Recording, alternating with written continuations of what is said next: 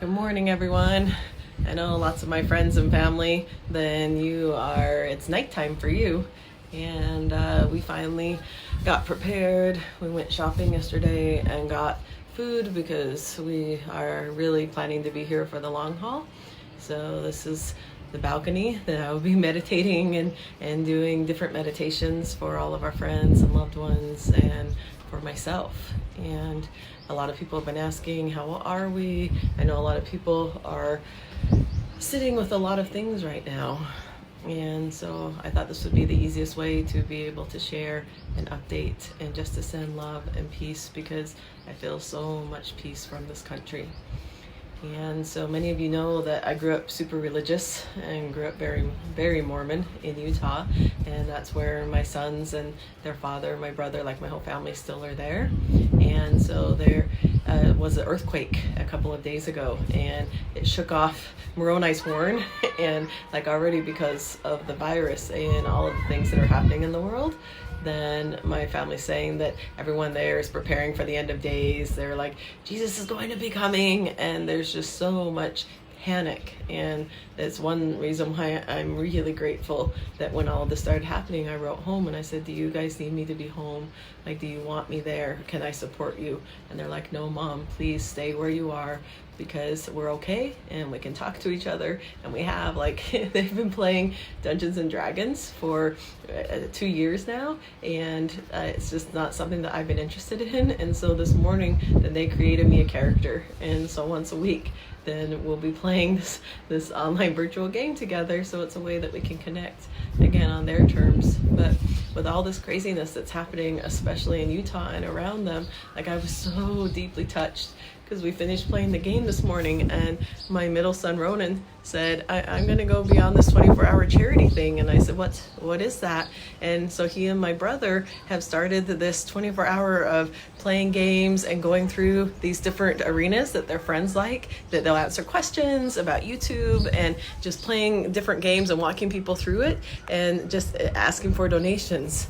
And it's for an animal shelter and for the homeless and the people around them that don't have enough food and the animals to be able to take care of themselves. And it just touched me so deeply, in that I was really able to let go of, I don't need to be home right now. Like, my boys are so self-sufficient. Like, my youngest son's 18, and they've created this spaciousness where they care about the Mormon religion, but they're not true believers anymore. Like, they love being in Utah, and yet all this craziness that's happening around them, instead of being part of it and like, oh, we gotta go and stock up more stuff and take care of everything because the end of the world's coming, they're doing a 24-hour charity online to help people that are less fortunate than them. And I feel like that is such a great example. Like, my kids have always been my greatest teachers of how each of us can really start filling into what's that peace. Like, if the people around us are freaking out, if there's all this stuff that's going on for them, then how can we be that place of calm? How can we find that calm in our center so that then we can support the others around us if they didn't get enough toilet paper, or they don't have enough self-resource? And loving that my kids did the charity online, but what's your thing? And being in India, then I was able to go get a puja, like my own puja set. And so I'm going to go get some flowers outside of our front door and do a puja for everyone later on today. And like, it's any of the places of how can you bring calm and peace and love. Like, I was able to reach out to one of my favorite people on the planet, Reid, Mihalko, this morning, and we just had this fantastic conversation. And I feel like anyone that's your beloveds that you're not able to physically meet right now, then find a way to be able to connect with them. Make some online dates. Do different things that you can share. What are your hopes? What are your fears? And I can tap in because I know, I can only imagine of the fears that are out there. And for me, it was one of the most difficult decisions ever to think about staying in India. And we were here, and the airplane started, like, the airport started getting more and more and more busy, and people were freaking out. I had all of these people, not my family, but everyone else writing and saying, Monique, come home, because they're going to close the airports. But my whole being felt safe here.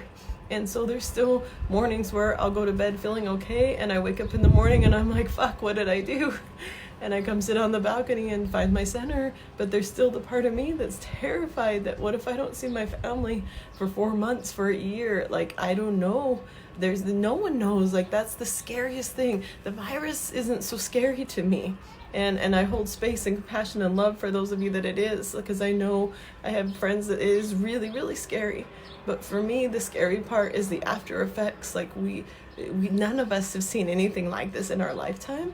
And so what's going to happen afterwards? And like, that's where my vulnerabilities are, is how are we all going to pick up the pieces, because we're so resilient and we all love each other so much, and there's so many spaces of gifts, of unique gifts that we've all been given, but we don't have control over airports closing and borders closing, and there's a lot bigger picture that the only gift that I've been able to find is surrender.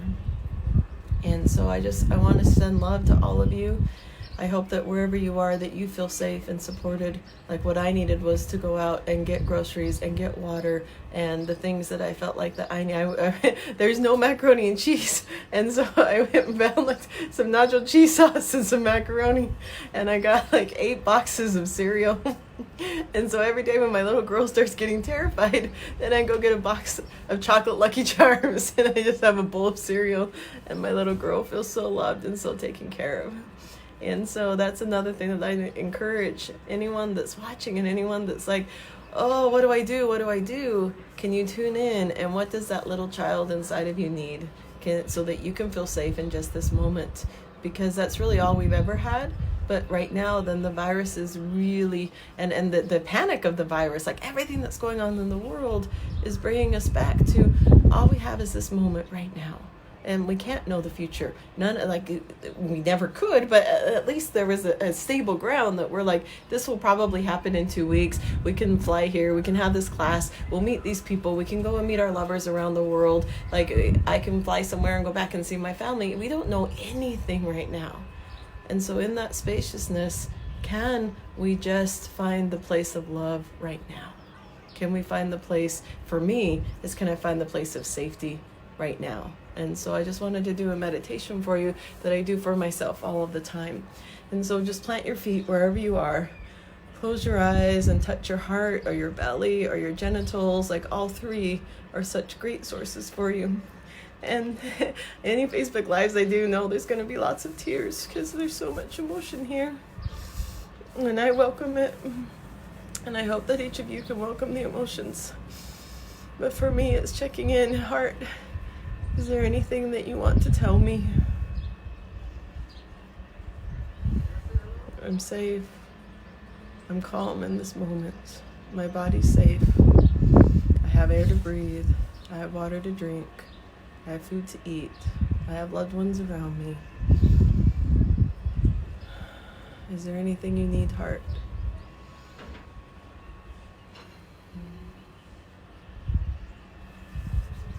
Belly, thank you for being such a good steward of safety and protection and power, and bringing me back to finding the groundedness and safety in each moment. I'm here, I'm listening. Is there anything that you want to tell me?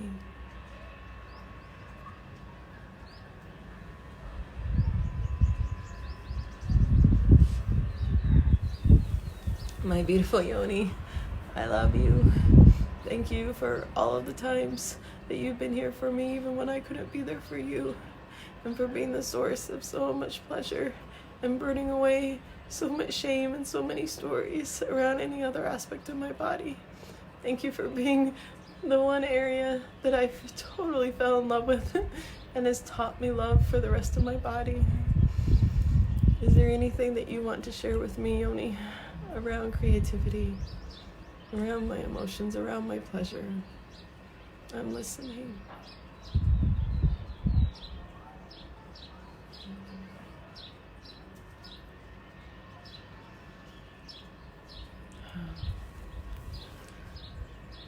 And then just taking, and you can go through, you can talk to your throat, you can talk to your eyes, you can talk to your crown chakra, your source to all, your intuition, because the greatest thing is in not knowing.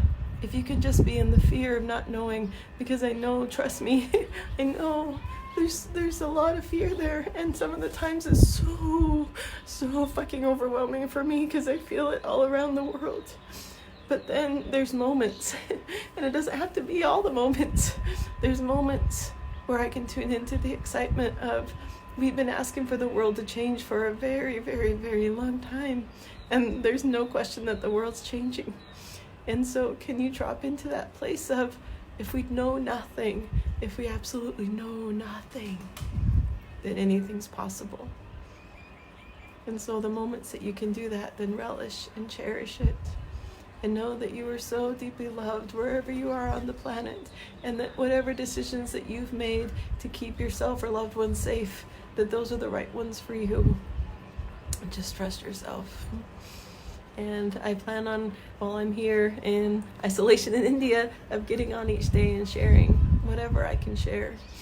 And I welcome questions, and I welcome your fears and your rawness and your love and your excitement.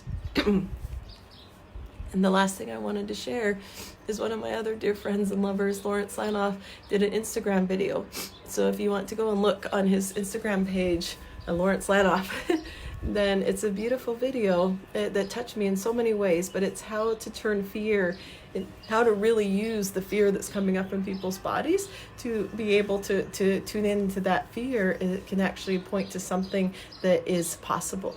And so instead of being overwhelmed by the fear and filling in the gaps of not knowing, then you can actually open up to the spaciousness that it creates in your body. And yeah, the whole video, it has amazing tips and things. If I can figure out a way to post it from Instagram here, I will in the comments. But the one thing that he shared that has just totally helped me have compassion for everyone is that he said it's not real until it is. That there's a tipping point for people, and at that point then, whether it's the virus, whether it's self-isolation, whatever it is, it's not real until it is. And so with my partner, then I've been feeling this for weeks, even before we got to India. Then I've been feeling and seeing and having all these visions of timelines and what's to come, and it was really overwhelming and really freaking me out for a little while because I didn't know what to do. And so my partner's like, everything's okay, it's gonna be fine, this will all blow over in 2 weeks. And I'm not in that place. And so it was really hard, and we got into a couple of really big fights like a week ago because that's where he was, and I was like, we gotta prepare, we gotta find a place, and we need to settle in. We either need to fly to somewhere because we don't have a home in the US, but we are US citizens, so we either need to fly to the US or we have to find a place to settle. And he's like, oh, we're fine, we'll be able to figure it out. And when I saw Lawrence's video, it just helped me have so much compassion. So I'm like, oh, to Peter, it's not real. It's not real until it is. And so it's being able to have that compassion. So I really offer to you, whatever it is that you're trying to share with people, great, share it. That's part of your gift. It's like that part's real for you. And can you understand if they don't have the capacity to hear you, if they really don't have the ability to understand what's real to you until it's real to them. And it might never be real to them. They might have their own just feelings of reality. So thank you, Lawrence. That really has helped me so much. And I just want to send my love to everyone that's out there. And I hope that things do go back to a place where we can travel. I don't care. I don't think things were ever normal. I don't even think that that's a word that it belongs in our vocabulary because we're all so unique and amazing and different. But I do hope that there comes a time that we can share our gifts in person again. And I look forward to seeing all of you out there.